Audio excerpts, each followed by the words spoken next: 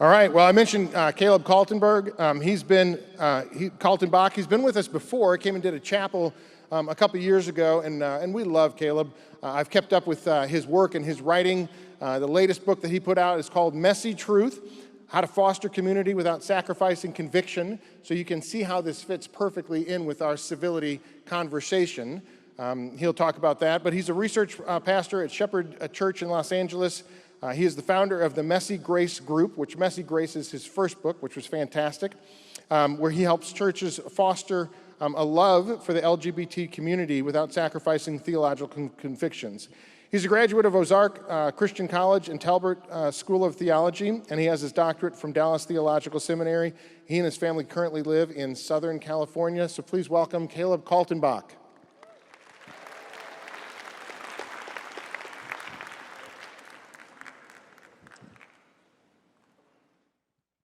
Should have started walking earlier, sorry.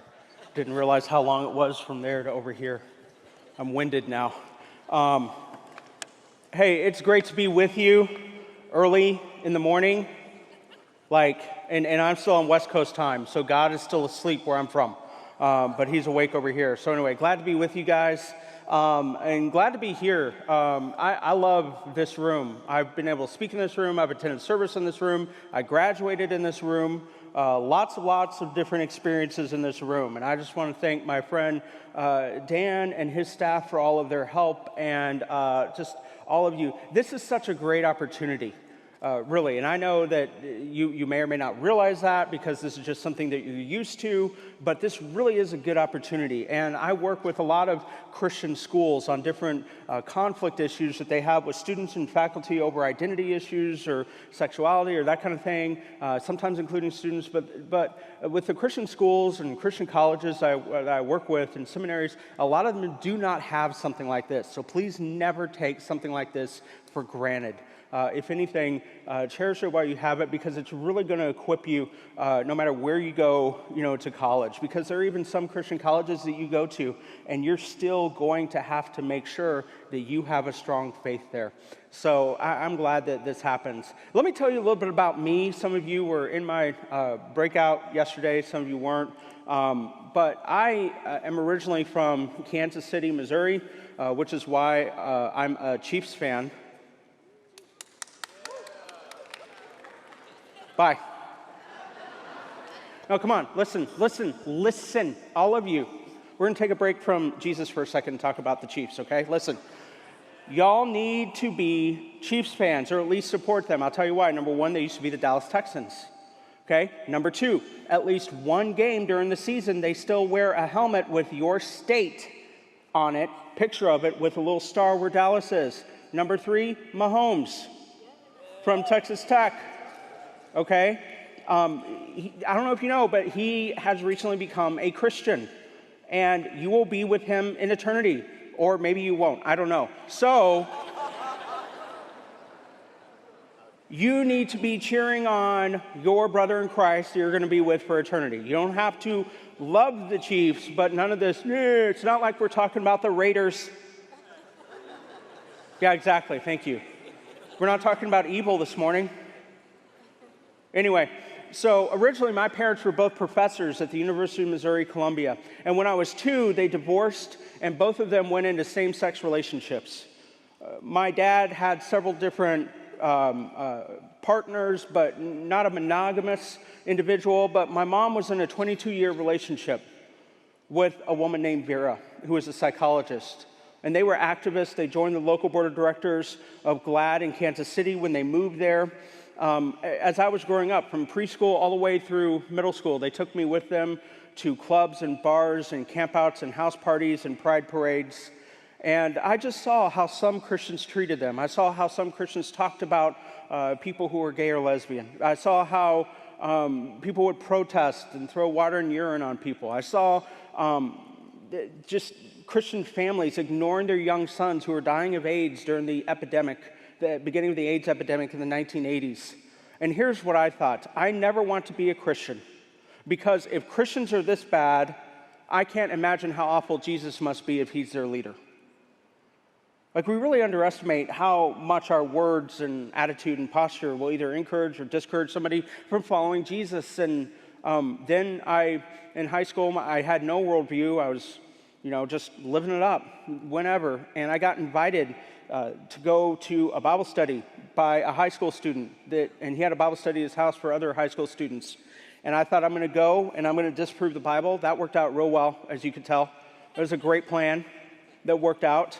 But in the person of Jesus Christ, I saw something different. I saw somebody who had very deep relationships with people who are nothing like him. And he also had very real expectations of how people should live their lives and pursue holiness. But he had very authentic relationships with people who are nothing like him, the marginalized of society, people that the religious leaders of his day would just ignore. And to me, I just couldn't get past that. And so I kept on studying and studying and studying. And I realized how much my identity had been wrapped up just in what I wanted, in my friends, in my community, in the things that I thought would make me successful, or in the things that just really fed my insecurities. Like in all of us, whether we want to own it or not, there's this gravitational pull towards self that all of us have, and we have to spend the rest of our lives fighting this gravitational pull towards ourselves. And I don't care how old you are, I don't care how long you've been a Christian. You may have been a Christian for a long time, like since God was a boy. That's how long you've been a Christian. But I can tell you this, you still feel that gravitational pull towards self. This is one of the reasons why Jesus said, if you want to be my disciple, you got to pick up your cross daily and follow me every day. In my case, every hour, every minute, every second. And so I kept on learning about identity. And I kept on studying what the Bible had to say about relationships, because I knew that this would come up, especially with my parents. And so I came to two conclusions I still hold today. And we're going to dive into them during this message. And the next message, we're going to dive into the other conclusion. First conclusion that I came to is this, and I still hold both of these today, that God designed sex to be expressed in a marriage between one man and one woman.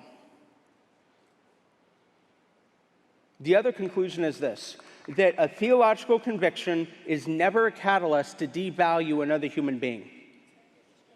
That our biblical beliefs do not give us permission to mistreat anyone, or to push them to the side, or to act indifferent towards them, or to act like they don't matter. And this was tough for me. This was really, really tough for me, because I knew this first conclusion that I came to was not going to be popular with dad and mom. It just wasn't. And yet, this conclusion was so important, and it would be so important for my parents as well, because their identity was wrapped up in different aspects of their sexuality. Their identity was wrapped up in the community of people who, like them, identified and had their main identity placed somewhere in their sexuality or in their gender identity. Because here's the deal, people. Here's the deal. All of us have different identities, right? I mean, some of us are parents. That's an identity or a role. Some of us are siblings. We are sons or daughters. We are maybe students, pastors, teachers, administrators, Cowboys fans. I'm sure there's a couple in here. No? Okay, good. Maybe Rangers, who knows? But I mean, all of us have these different identities. Maybe we're Star Wars fans, except for The Last Jedi, which was horrible, and The Rise of Skywalker, which, you know what? I get too triggered talking about the sequel trilogy. We can't even go there. Mandalorian redeemed Star Wars. It did, yes. I think we should clap for that. I think we should. I think that's worthy. I think God would be happy with that. Yeah, the sequel, I can't even say it. We're going to move on from here. Point is, we all identify in different ways, right? But all of us have one primary identity. That is the lens through which we see the world. That's where we have our values. Our values are determined by the main identity that we have, by the worldview we have, and values are significantly important. Values are the filters that you use to make your decisions.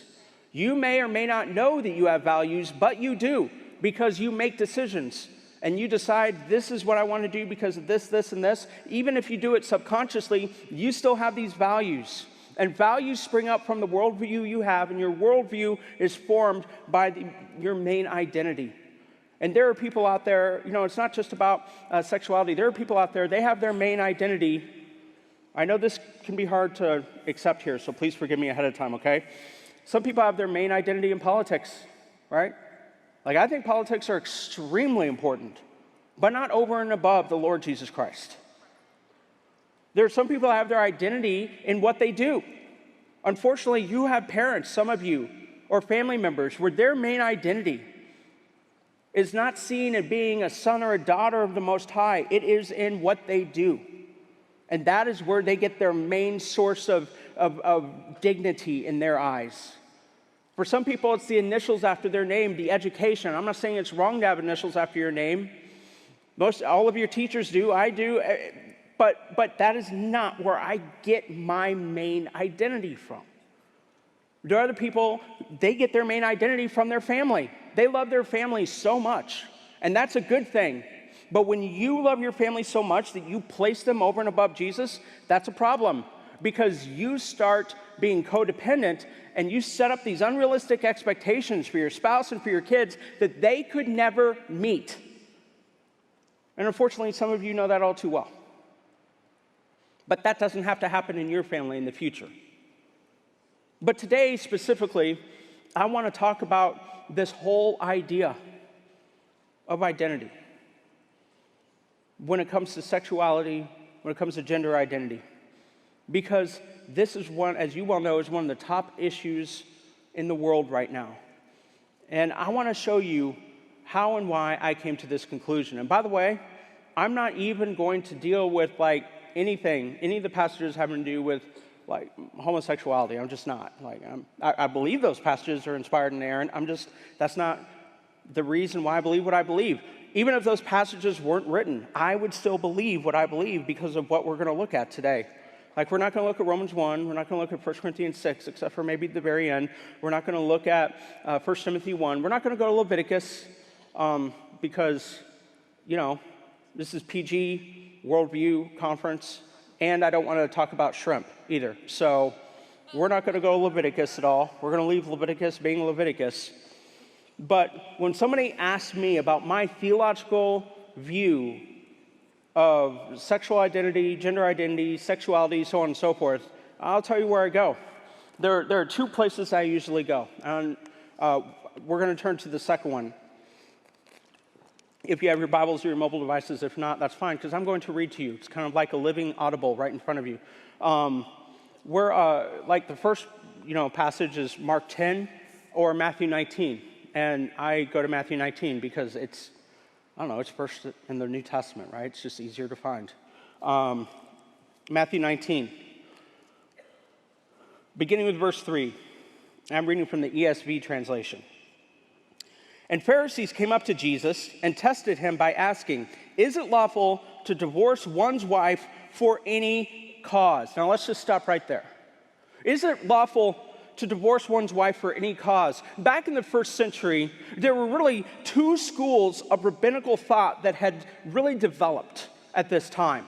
The first thought was by a certain rabbi, and the thought was that you could not divorce your wife for anything other than sexual immorality. The second cause over here was you could divorce your wife for anything. Even in some of the Talmud and the Mishnah, they give different examples of this. Some of the ancient Jewish writings, if your wife burns your dinner, you can divorce her. If you wake up in the morning, she's not pleasing, you can divorce her. Which my wife is she's gorgeous.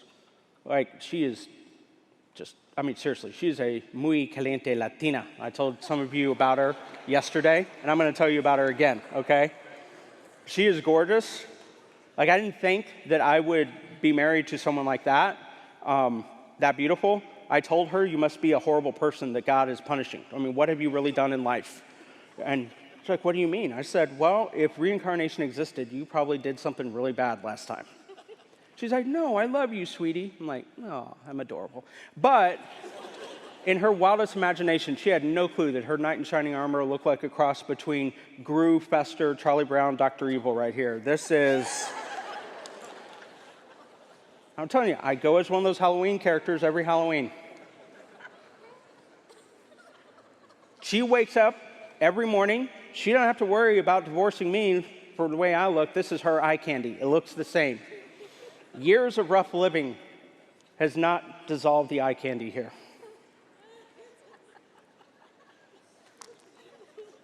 And so you had a lot of women who were being divorced and divorced and divorced by their husbands. And this was a big deal back in the first century. They were really discussing this. What is the real reason why somebody should divorce their wife and so on and so forth? And I know this is hard to believe, but the majority of men were like, yeah, you can divorce her for anything. I know that's hard to believe, but I mean, that's the way a lot of people thought in the first century. And so they go up to Jesus. They're like, well, if you're so good, if you really are who you say you are, why don't you settle this debate for us? And Jesus says this in verse 4. Have you not read that he who created them from the beginning made them male and female? Now again, let's just stop right there. He who created them from the beginning made them male and female. And I love that first part of that verse when Jesus says, have you not read? It's a little jab. It's a Jesus jab. You know, it's not rude, but it's just reality, right? But I mean, that would be really insulting for them. You know what that would be like? If you were talking to the Pope and he said something, you're like, wait a minute, aren't you Catholic? He'd be like, dude, I'm the Pope. Well, I don't know if he would say dude. I don't know if Francis would say that, but still. That's what that would be like. And yet, you know, Jesus quotes. I love this. Jesus doesn't even get into his modern day interpretations. He doesn't even get into the fray, into the drama of that false dichotomy there. You know what he does? He goes all the way back to the beginning. He skips over their modern day rabbis' interpretations, and he says, let's go back to see what God says, and he quotes Genesis 1:27. And when he quoted that back then, you know, they didn't have chapters and numbers. They just had, you know, the Bible. And so their mind would automatically go to the surrounding verses, like verse 26, verse 27, verse 28, that in the beginning God created them, male and female. He made them in his image and likeness. And a lot of people are like, why in the world did Jesus say this, first and foremost? Well, some people say it's because Jesus was pointing out the differentiation of biological sexes. Well, of course, Sherlock, he believed that. Yes, thank you. That's a huge contribution to the discussion. Really. But I think Jesus was doing something more than that. I think that Jesus, in this moment, I think he was standing up for women. I really do. And some of you are like, oh, here goes Caleb. You know, Caleb just about, you know, women, blah, blah, blah. Okay, just turn off your brain and stop watching the news for a little bit, okay? Here's the deal. That is not what I'm talking about. I'm talking about the fact that he is reminding them that you are talking about throwing away a person that was made in God's image and likeness. That he is standing up for their dignity. Whenever you hear somebody preach about John chapter 4 and the woman at the well, they're always like, well, you know, she had a past and she didn't do this and she didn't do that. I always feel bad for her. I'm like, do you even study the historical context? Do you not realize that she didn't get to make the decision as to whether or not she left her husband? She had been divorced 5 times. She had been rejected 5 times. And now she was with another guy who wasn't even her husband. She was probably like, I'm done with marriage. What do you think that does to a person to be rejected 5 times? And then Jesus shows up and he asks the woman at the well for a drink. He's like, can I have a drink? And some people take that wrong. He's like, why is he bossing her around? No, Jesus isn't there saying, woman, me thirsty, get me drink. Jesus is asking a Samaritan woman for a drink. He is treating her like a human being.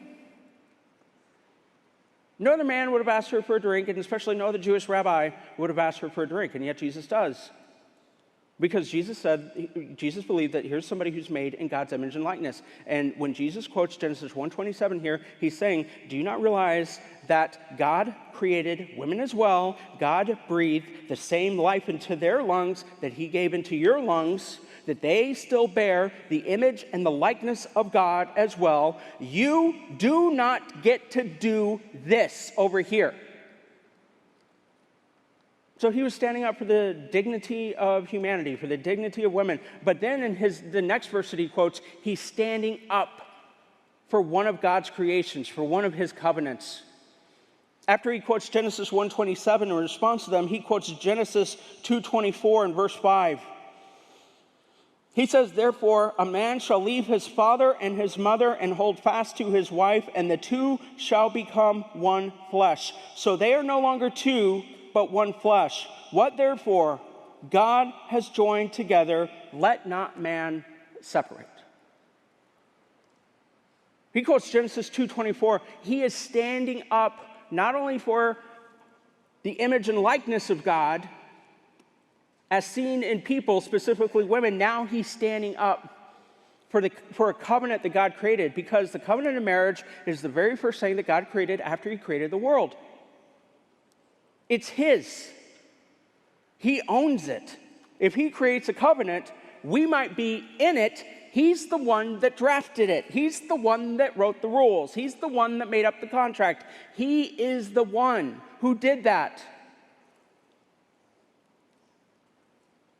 And Genesis 2:24 says, therefore, a man will leave his mother, father, be united with his wife, and the two will become one flesh. I mean, you have marriage written all over there.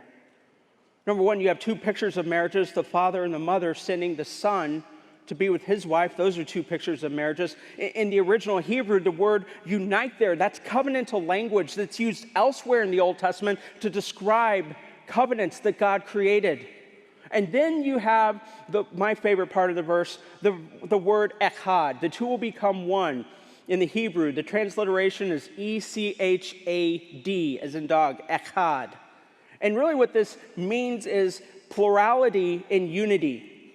Moses uses it when he sends the spies into the land to go spy, and he says, bring me back an echad of grapes, one cluster of many grapes. Bring that back to me.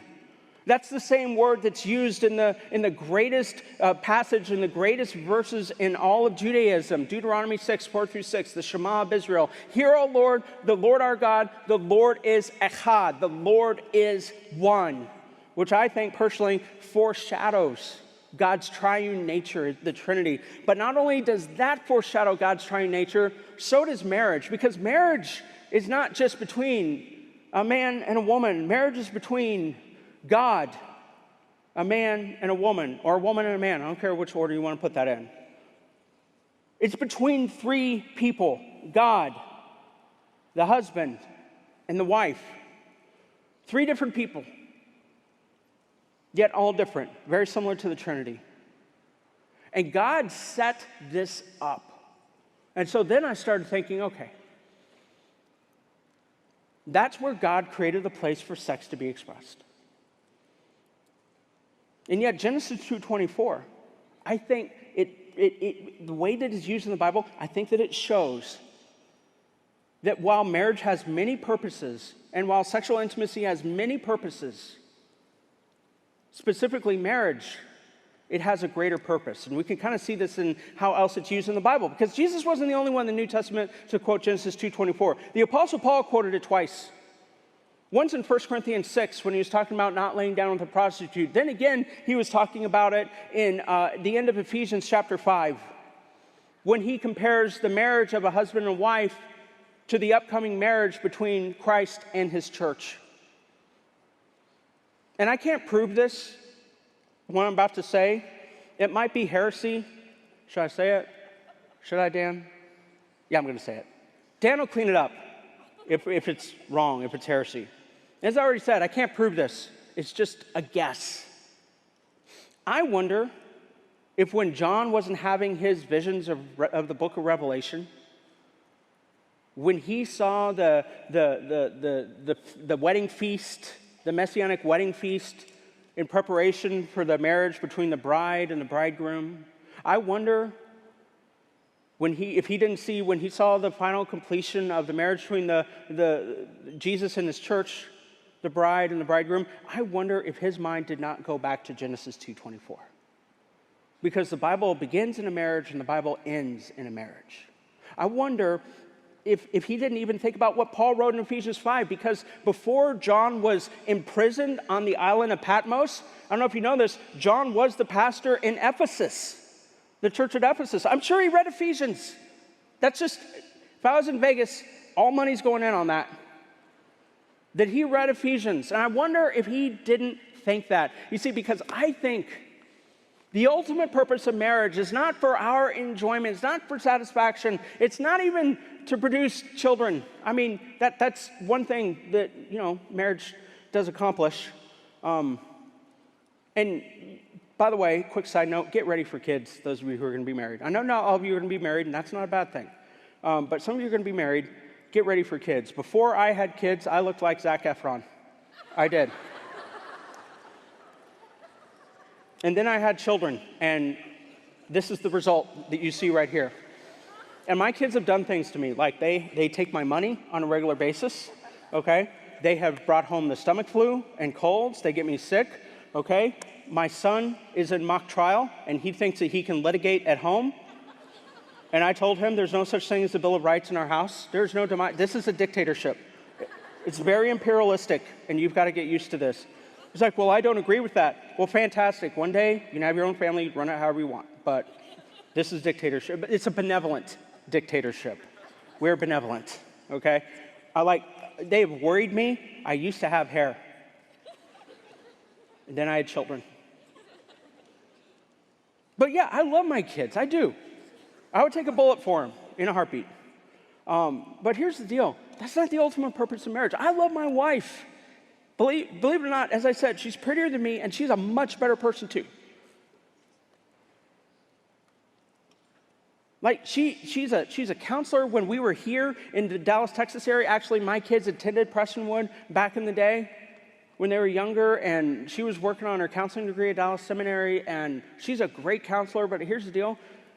Our love for each other, that's not the main purpose. I believe the main purpose of marriage is to foreshadow the coming marriage between Christ and his church. I think it's kind of similar to animal sacrifices. You're like, whoa, how'd you make that jump?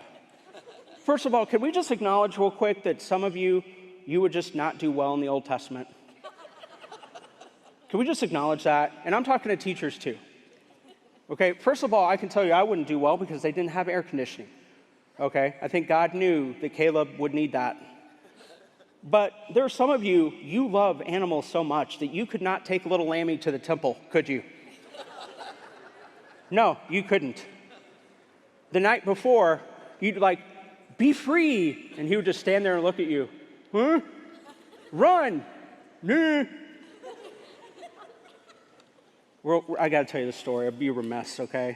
It's a little gross, but I'm going to tell it to you anyway, okay? It's not inappropriate gross. It's just I'm warning you ahead of time. So a buddy of mine got fired from his church, which rightly so. I love him to death, and he should have gotten fired. I think any of you probably would have fired him. And if not, maybe you should go talk to a counselor. I don't know. But anyway, let me tell you what happened with him, okay? And he's still my buddy, and I love him. He's going to heaven. He's just dumb. Well, come on. There are a lot of people like that. And I know you're like, Caleb, this is about civility. Don't say that. Well, just wait and see what he did first, and then you make that decision. I'm civil by still being his friend, okay? So he was a youth pastor And they had a summer church camp, and they were talking about the Old Testament and how and animal sacrifices and so on, and how Jesus was the ultimate sacrifice. And so he brought a lamb with him. Do you see where this is going already? That lamb was the mascot of the camp, like all week. Yeah, some of you are already like starting to tear up, okay? Oh, it gets worse, okay? And this lamb had it, the kids fell in love with it, and on the last night, he killed that lamb in front of everyone.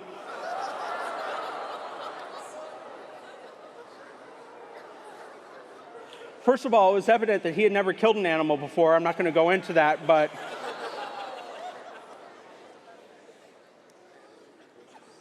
do you see why I said dumb? He's like, I was surprised at how sad it made them. Are you kidding? There's blood everywhere, and then like the youth volunteers, kids are crying, running out, screaming, and just, there's no altar call after that, okay? There were severance papers, and maybe not even that. Some of you wouldn't do well in the Old Testament.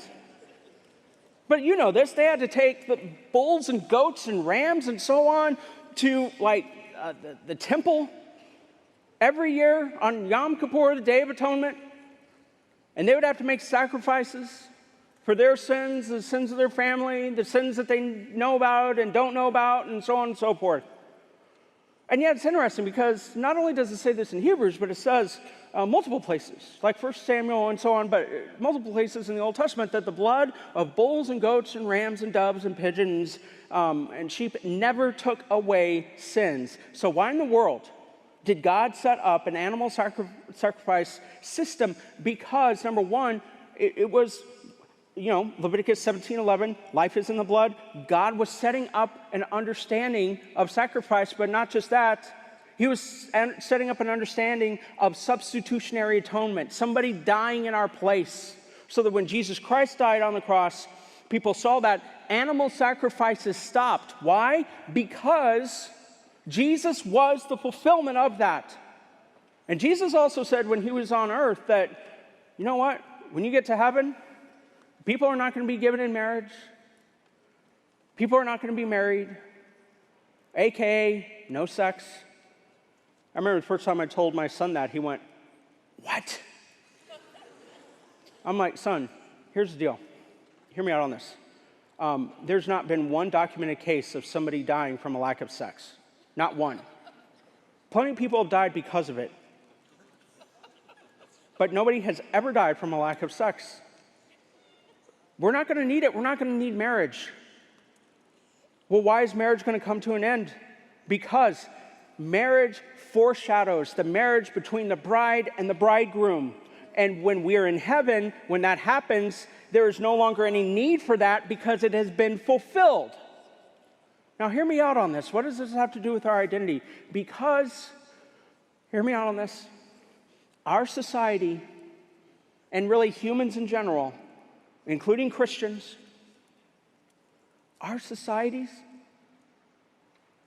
idolize sex. They see it as the highest form of intimacy one can have. And to some degree, and I'm not really talking about anybody in here, but there are some people who have taken the covenant of marriage within some Christians and they've turned it into a gig, something that they leverage to make themselves feel better, something that they leverage for themselves. When God says, no, it's mine. I created that covenant.